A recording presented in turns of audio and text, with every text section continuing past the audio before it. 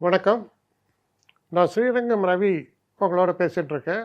ஜூலை மாதம் 20ஆம் தேதி ஞாயிற்றுக்கிழமை தொடங்கி 26 சனிக்கிழமை வரைக்கும் உள்ள ஒரு பலன்கள். விருச்சிக ராசி.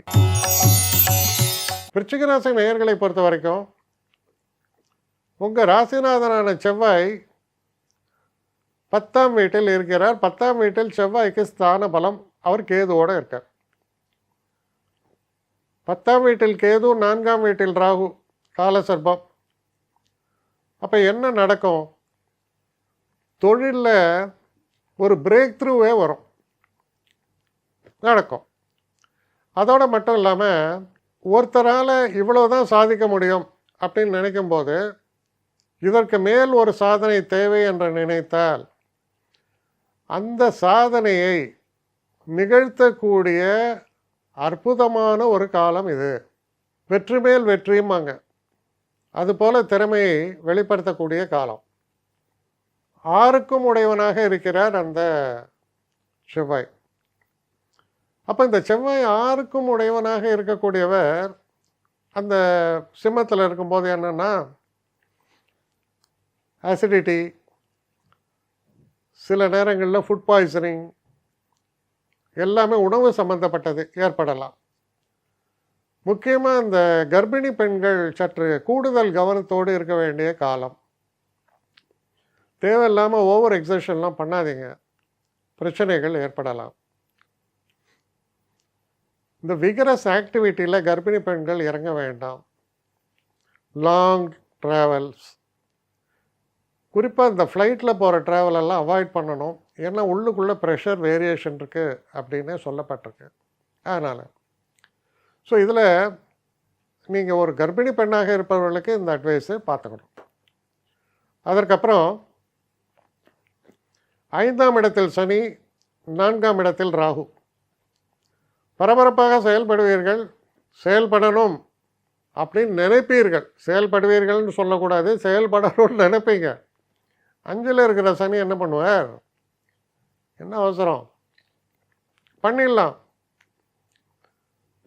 ஒன்றும் இல்லை, டைனிங் டேபிளில் அட்ராக்டிவாக ஏதோ ஐஸ்கிரீமோ ஏதோ இருக்குது, அதை போய் சாப்பிட்ணும். ஐஸ்கிரீம் அங்கே இருக்குது, சேர் இங்கே இருக்குது.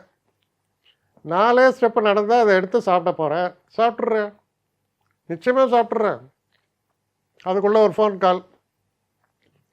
ஐஸ்கிரீம் கடைசியில் பாயசமாகிடும். அந்த பாயசத்தை கண்டிப்பாக சாப்பிடுவீங்க. இதுதான் 5ஆம் இடத்துல இருக்கக்கூடிய சனி செய்யக்கூடிய வேலை. வேகம், ஆனால் சோம்பேறித்தனம், ஒரு போஸ்ட்போன்மெண்ட்டு. 7ஆம் இடத்தில் சுக்கிரன். இந்த 7 சுக்கிரனுக்கு சுக்கிர தோஷம்னு பேர். சுக்கிர தோஷம்னா என்னென்னா, கணவனாக இருந்தால் நினைப்பான், ஐயோ இவளை போய் கல்யாணம் பண்ணிட்டேனே அப்படின்னு. மனைவி நினைப்பாள், இவரை விட பெட்டராக ஒரு ஆளை நான் கல்யாணம் பண்ணிட்டுருக்கலாம். என்ன பண்ணுறது, தலையில் என்ன எழுதியிருக்கோ அதான் நடக்கும் அப்படி நினைப்பாங்க. பட் ஆக்சுவல் ஹேப்பனிங்கில் பார்க்கும்போது டார்க் ஸ்பாட் எதுவும் கிடையாது. ஆனால் நினைப்பு மட்டும் அப்படி வந்துட்டுருக்கோம். அது பேர் தான் சுக்கிர தோஷம்னு பேர். 8ஆம் வீட்டில் குரு. நிறைய கனவு.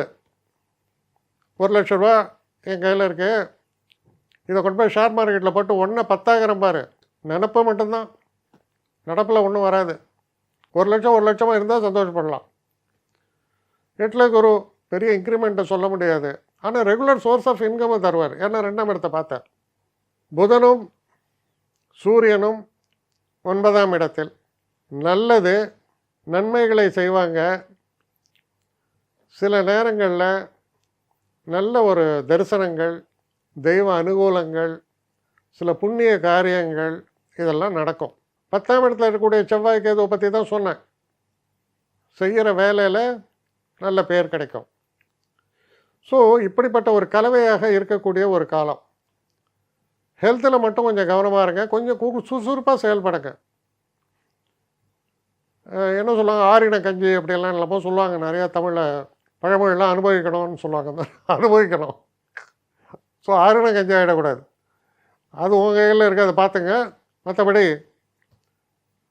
நல்ல வாரம்தான். என்னை காண்டாக்ட் பண்ணணும்னு நிறைய பேர் நினைக்கிறீங்க. தயவு செஞ்சு என்னை காண்டாக்ட் பண்ணுறதுக்கு ஒரு மெயில் அனுப்புங்க. srirangamravi1@gmail.com. இது ஸ்க்ரீனில் பார்க்கலாம், இது அப்பியர் ஆகும். இந்த மெயிலுக்கு எனக்கு அனுப்புங்க.